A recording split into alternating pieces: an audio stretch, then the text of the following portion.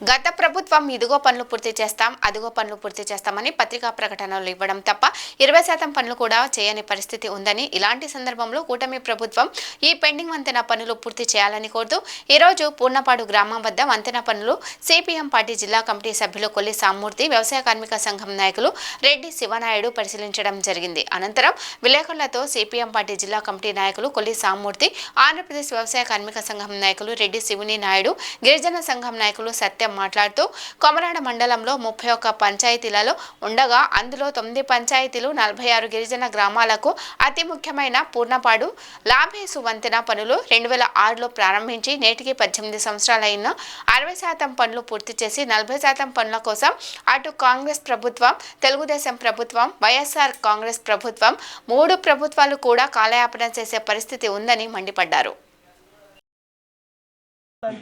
మా అటు నుంచి ఇటు నుంచి తిరగడానికి గొప్ప ఇబ్బందిగా ఉంది. మా పిల్లల దగ్గరికి అవతలకి వెళ్ళడానికి ఇబ్బందిగా ఉంది.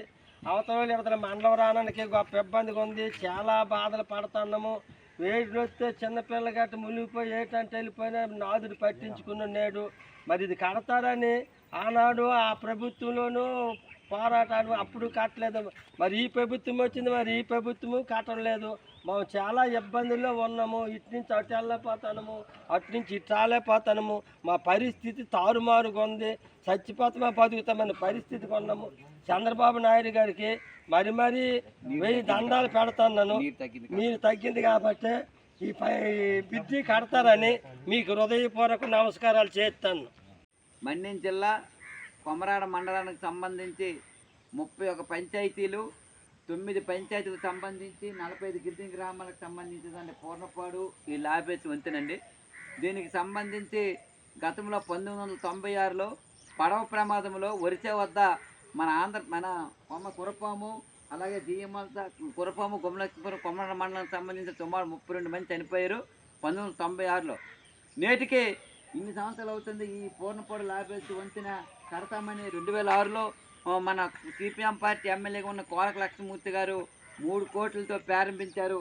నేటికి ఈ వంతెన అవ్వకపోవడం చాలా అన్యాయం. తెలుగుదేశం, కాంగ్రెసు, వైఎస్ఆర్ పార్టీ, అలాగే మొత్తం అన్ని పార్టీలు కూడా ఇప్పుడు మారే తప్ప ఈ వంతెన కూడా పూర్తి చేయడానికి 18 సంవత్సరాల కాలం పట్టిందండి.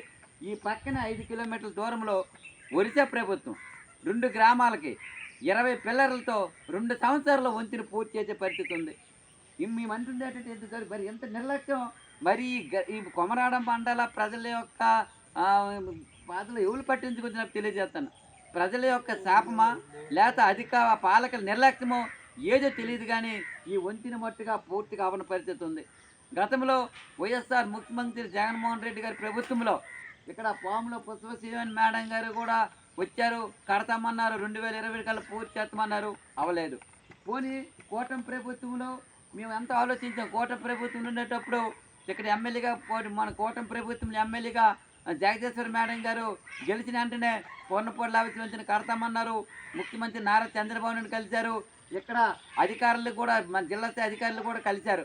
అలాగే ముఖ్యమంత్రి నారా చంద్రబాబు నాయుడు కూడా ఈరోజు ఆగస్టు 9వ తేదీన ప్రపంచ ఆదివాసీ దినోత్సవం ప్రకటించారు. ఈ వంతెన కడతాము, ప్రజలకు భరోసా కల్పిస్తాము. నేటికి 5 నెలలు అవుతుంది. ఒక అధికారి కానీ ఒక పాలకులు కానీ కనీసం వచ్చి చూడని పరిస్థితి ఉంది. గత ప్రభుత్వం మాదిరిగా మాటలు చెప్పి ఇలా జాప్యం చేస్తారా లేకపోతే ఈ పనులు పూర్తి చేస్తారో తెలియని పరిస్థితులు ఈరోజు ప్రజలందరూ కూడా చాలా ఇబ్బంది పడే పరిస్థితి ఉంది. ఇక్కడ నుండి వర్షం నాగవ నదిలో పూర్తిగా నీరు తగ్గింది. మరి వర్షం నీరు ఉండదు. మళ్ళీ ఇప్పుడు ఏప్రిల్ వరకు కూడా ఏప్రిల్ జూన్ వరకు కూడా నీరు ఉండదు. ఈ 3 నెలల్లో 3 పిల్లర్లు అండి. ఈ 3 పిల్లర్లు 3 నెలలు కడితే పని అయిపోద్ది.